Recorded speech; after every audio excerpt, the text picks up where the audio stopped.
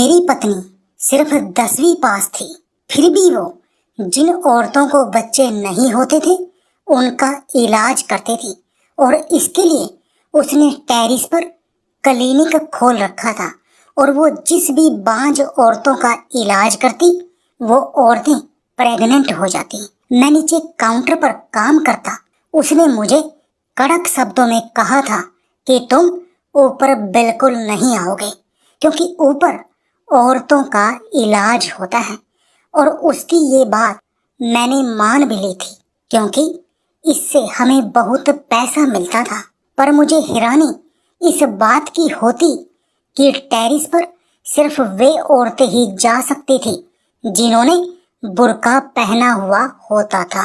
मुझे मेरी पत्नी पर शक होने लगा और एक दिन मैं बुर्का पहनकर ऊपर टेरिस पर चला गया और सामने जो देखा तो मैं सन्न रह गया, क्योंकि मेरा नाम सुनील है। हमारी आर्थिक परिस्थिति अच्छी नहीं थी, इसलिए हमारा गुजर बसर बड़ी मुश्किल से होता था। मैं पढ़ा लिखा था, पर मेरे पास नौकरी नहीं थी और मेरी पत्नी भी सिर्फ 10वीं पास।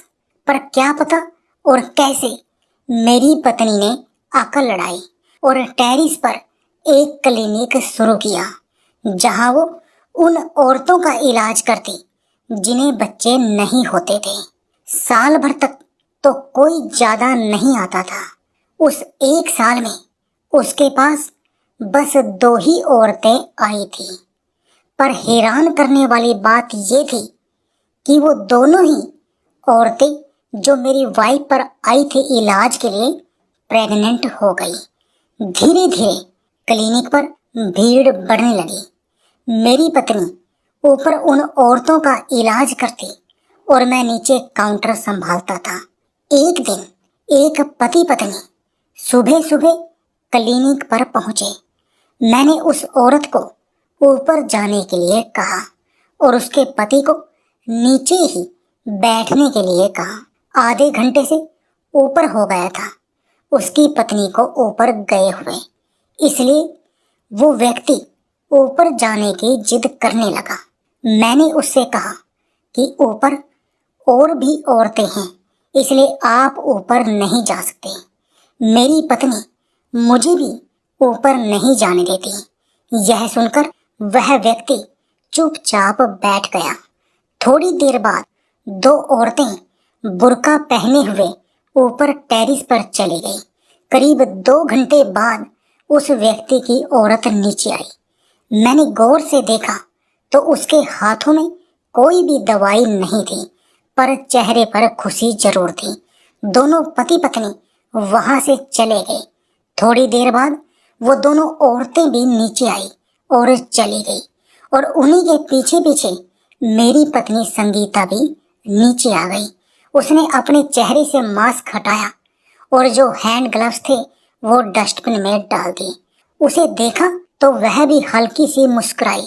तभी मैंने पूछा कि संगीता, तुम सिर्फ 10वीं पास, फिर कैसे इन औरतों का इलाज करती हो?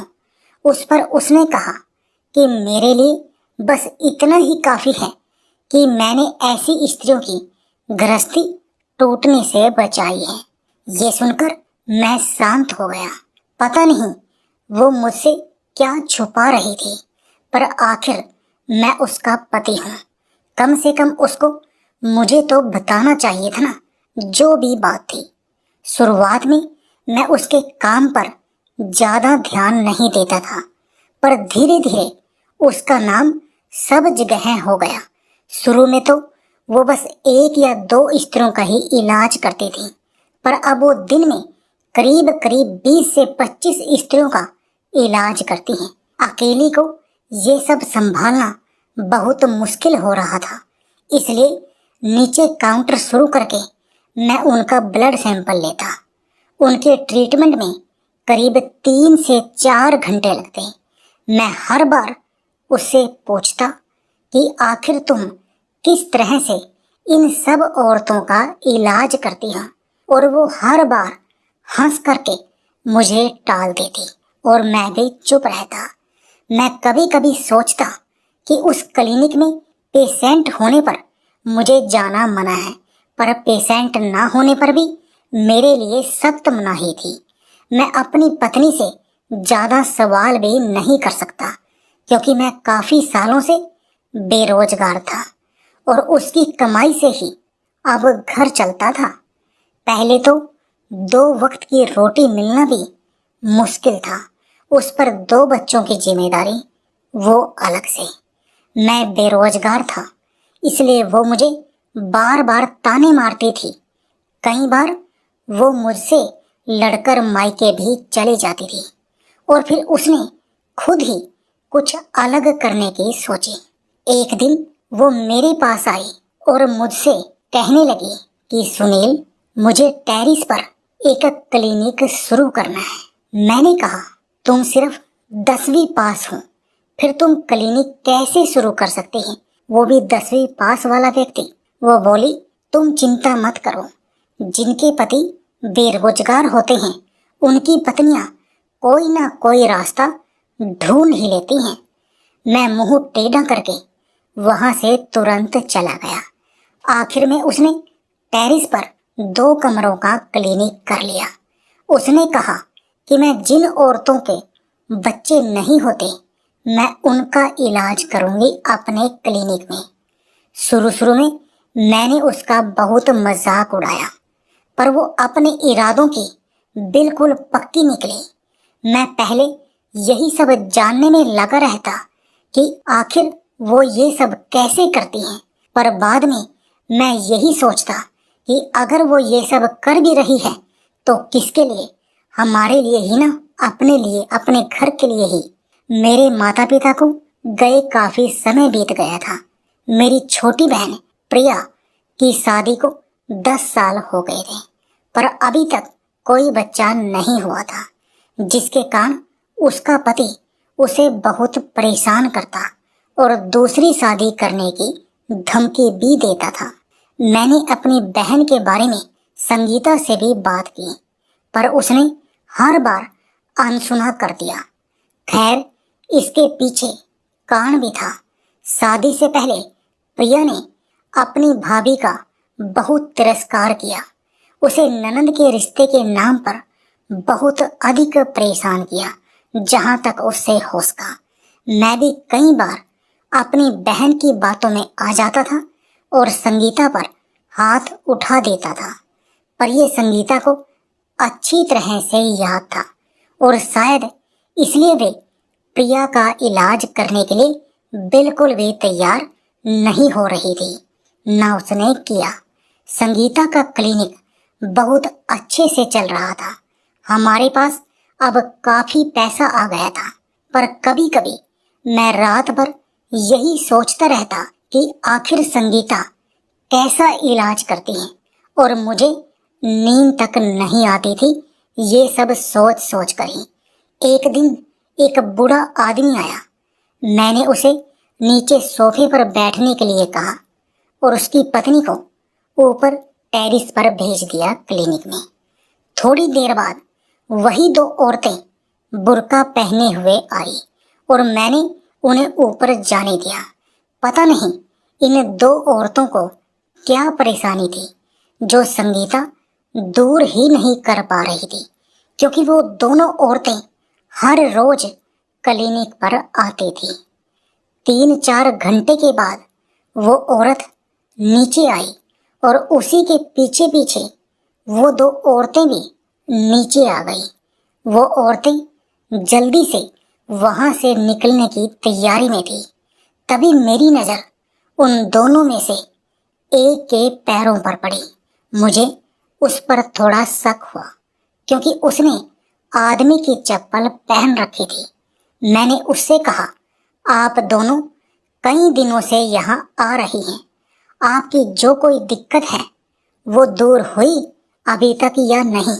तभी उनमें से एक औरत बोली, हम यहाँ औरतों का इलाज करने आते हैं।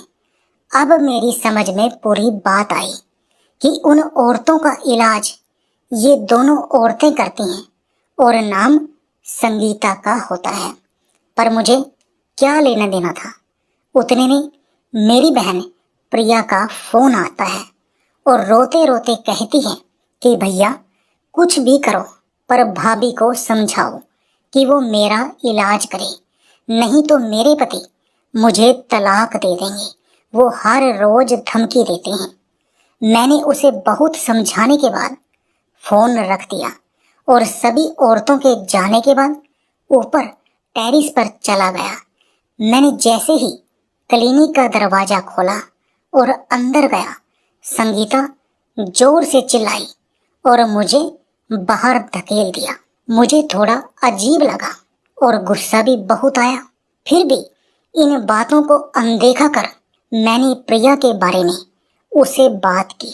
तब वो बोली कि मैं तुम्हारी बहन का इलाज नहीं कर सकती, उससे कहो कि वह किसी अच्छे हॉस्पिटल में अपना इलाज कराए।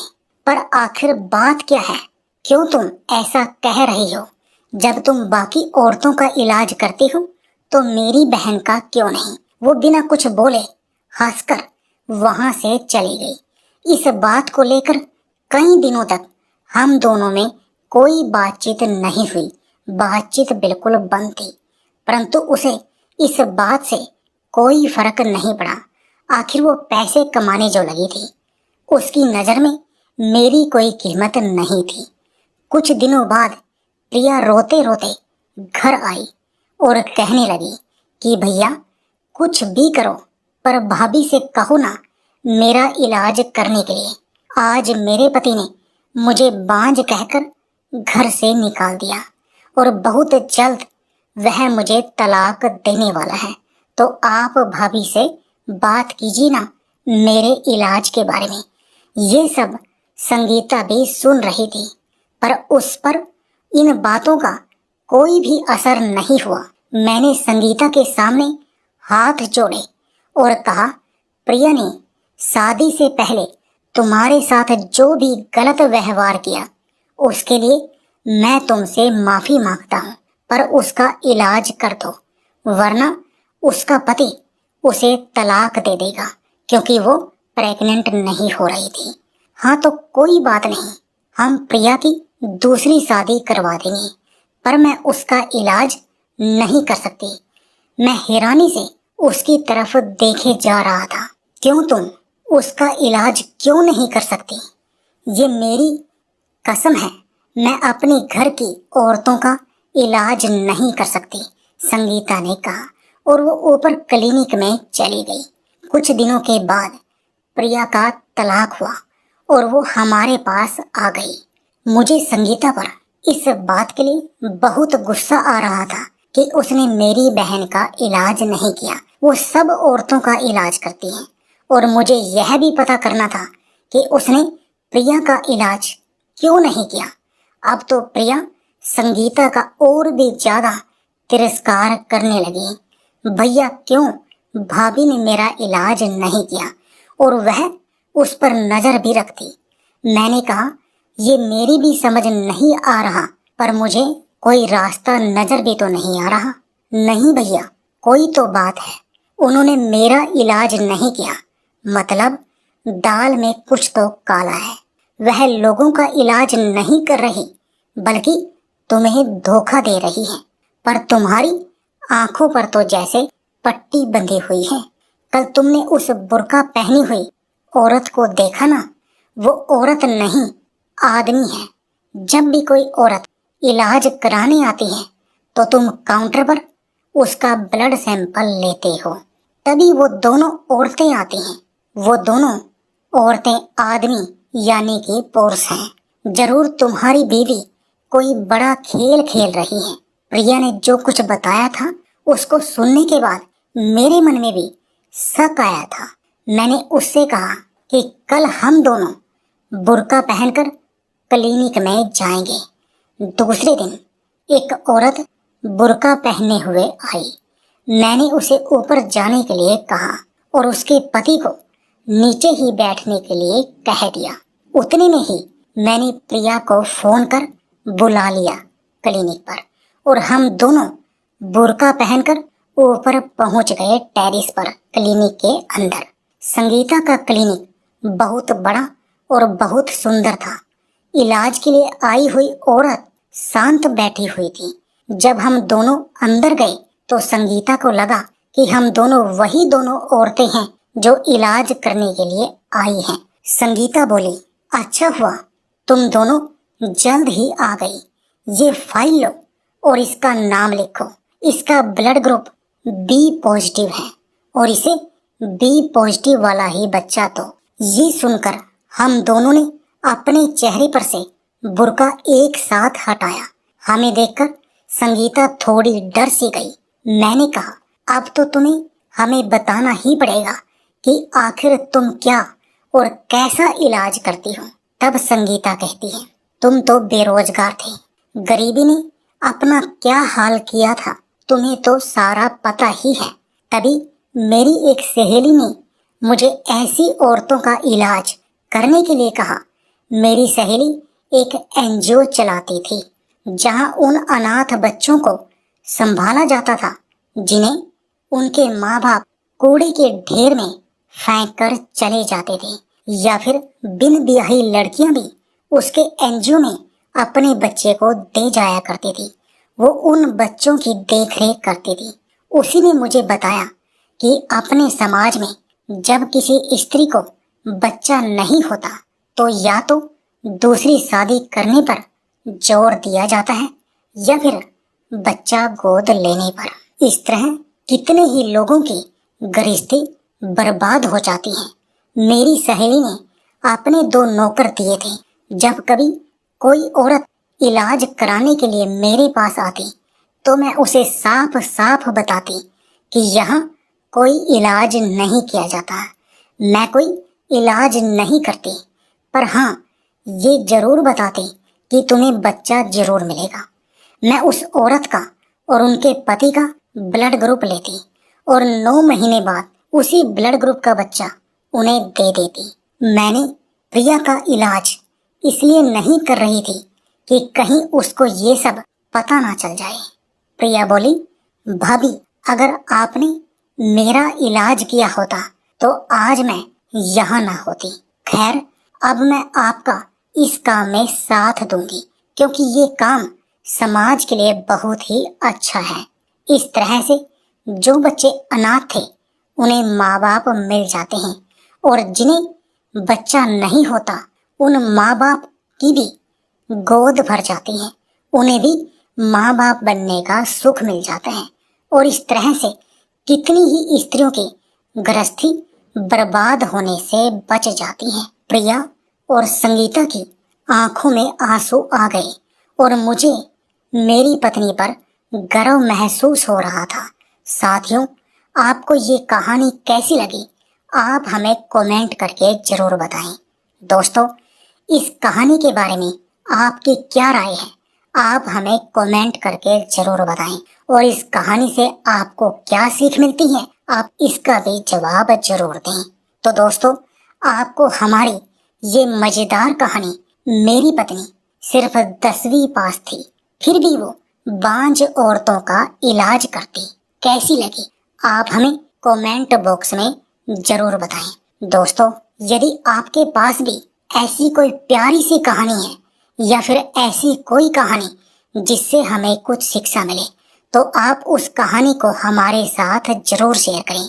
हम उस कहानी के ऊपर भी एक वीडियो बना